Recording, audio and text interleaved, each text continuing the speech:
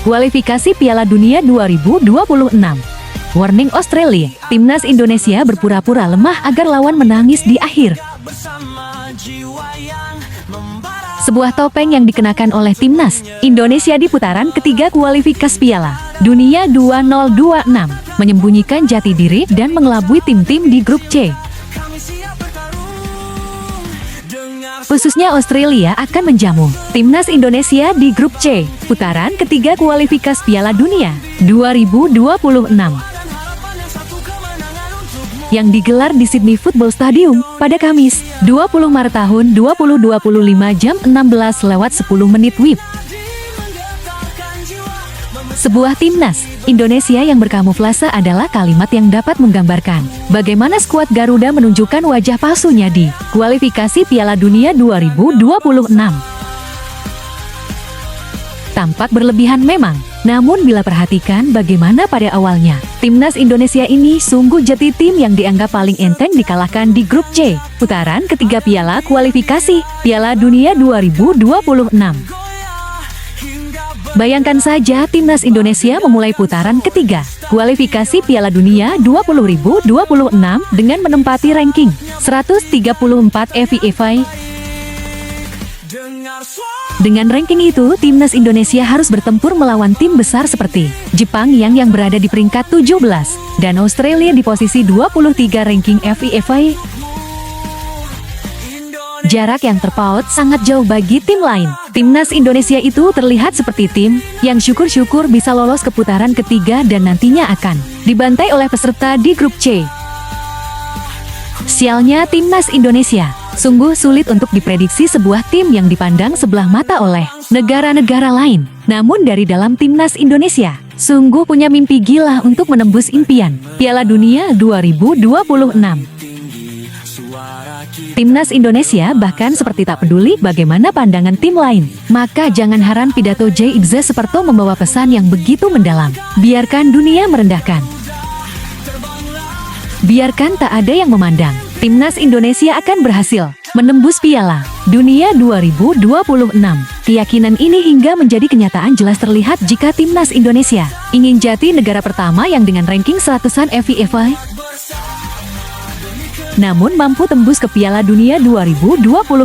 Timnas Indonesia ini jelas sedang berkamuflase agar seolah-olah terlihat lemah. Namun saat negara-negara lain mencoba menganalisis, maka terekam dampak negaranya akan jadi korban dari sebuah tim yang sedang berkamuflase. Sebut saja Arab Saudi sudah menjadi korban pertama timnas Indonesia. Bahkan sampai menumbalkan pelatih sekaliber Roberto Mancini dan Australia juga menjadi korban selanjutnya dengan mengganti pelatih mereka. Bayangkan saja mau mencari di mana ada timnas yang ranking FIFA hanya 3 digit, tapi punya market value gila-gilaan yaitu hampir mencapai 0,5 triliun. Angka value timnas Indonesia ini berkali-kali lipat di atas Bahrain dan China yang masing-masing memiliki market value hanya 158 miliar dan 14 miliar. Hal ini yang membuat tim-tim dari negara lain semakin yakin jika timnas Indonesia sedang berkamuflase, apalagi kalau bukan soal karier dari para pemainnya. Bayangkan saja betapa terkejutnya mereka saat pertama kali mencari tahu jika ternyata kapten timnas Indonesia, J. Iza merupakan pemain yang bermain di Serie A. Walaupun ada beberapa komentar yang sedikit membuat kita tertawa. Kemudian ada Mas Hilgers, pemain muda yang bermain untuk tim papan atas Liga Belanda, FC Utrecht. Pemain ini punya market value sangat tinggi yakni 6 miliar rupiah atau bahasa kasarnya seorang diri saja. Harga pasarnya bahkan setara dengan seluruh pemain di timnas Bahrain. Juga ada Calvin Verdong, seorang fullback kiri yang menjadi andalan dari tim kuat Liga Belanda yaitu Nijmegen.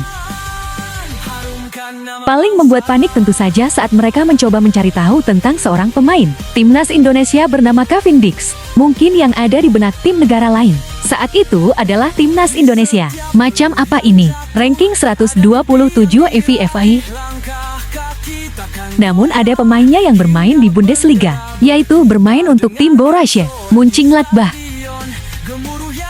Sungguh fakta-fakta ini sangat sulit untuk dicerna. Selain itu, yang membuat timnas Indonesia semakin sempurna dengan kamuflasenya Tentu saja ada si pemikir di belakang layar yang siap meramu dan menemukan cara terbaik untuk meloloskan timnas Indonesia dari grup C, yaitu Alex Pastoor. Alex Pastoor seorang pelatih juga yang kejeniusan taktiknya sudah sangat dikenal di Belanda sana. Timnas Indonesia juga akan ketambahan pemain seperti All Romney.